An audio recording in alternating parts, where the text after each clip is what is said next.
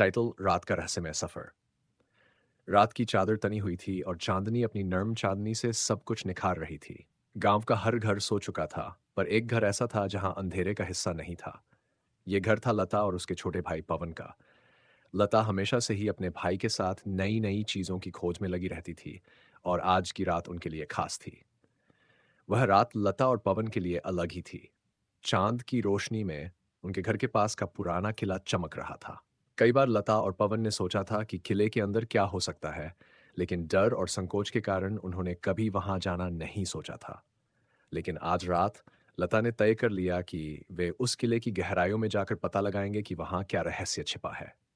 पवन, आज रात हम उस किले में जाएंगे, लता ने अपने भाई से कहा। पवन की आंखें चमक उठीं। क्या, सचमुच?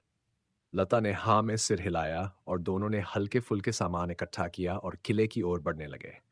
चांदनी उनकी राह देख रही थी और हवा में एक हल्की ठंडक थी। किले की ओर बढ़ते हुए उन्होंने देखा कि किले का मुख्य द्वार खुला था, जैसे उनका स्वागत किया जा रहा हो। किले के अंदर प्रवेश करते ही उन्हें एक पुरानी सीढ़ी मिली जो नीचे की ओर जाती थी। लता और पवन ने धीरे धीरे सीढ़ियों पर कदम रखा। अंधेरे में केवल चाँद की हल्की रोशनी उनके रास्ते को प्रकाशित कर रही थी।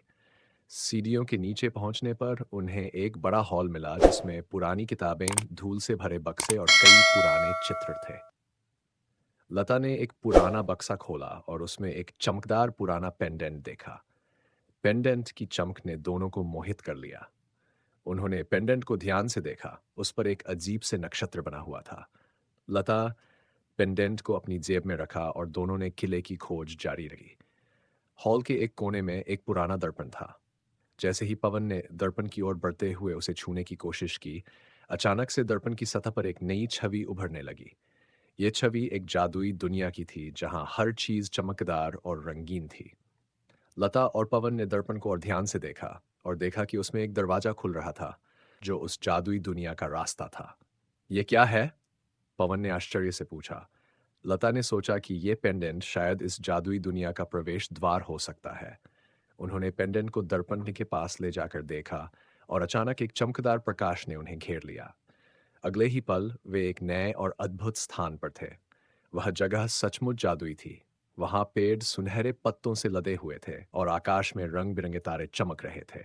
चारों ओर से संगीत की धुनें सुनाई दे रही थीं। उन्होंने महसूस किया कि वे किसी और दुनिया में पहुंच गए हैं जहां हर चीज अनोखी और अद्भुत है। उन्होंने देखा कि वहां एक अच्छा दिल वाले फेरी उनका स्वागत कर रहे थे। फेरी ने बताया कि वे एक बहुत ही खास दिन पर आए हैं। वह दिन जब जादुई दुनिया को एक नए राजा की तलाश है।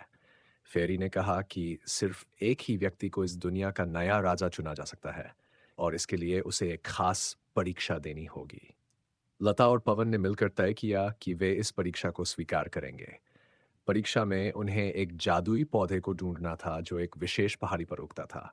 दोनों ने कठिन यात्रा की और कई बाधाओं का सामना किया, लेकिन अंततः उन्होंने जादुई पौधे को ढूंढ लिया। जब वे पौधे को लेकर लौटे, फेरी ने उन्हें सराहा और उन्हें बताया कि उन्होंने न केवल अपनी साहसिकता से बल्कि अपनी बुद्धिमत्ता और एकता से भी परीक्षा को सफलतापूर्वक पार किया है। इस प्रकार लता और पवन ने जादुई दुनिया को नया राजा नहीं बनाया, बल्कि उन्होंने अपनी क्षमताओं और रिश्ते की ताकत को साबित किया।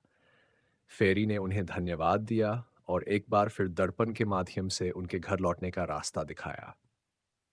जब वे अपने घर वापस आए, तो सुबह की पहली किरणें चमक रही थीं और किले के अंदर का रहस्यमय माहौल अब एक सुंदर याद बन चुका था।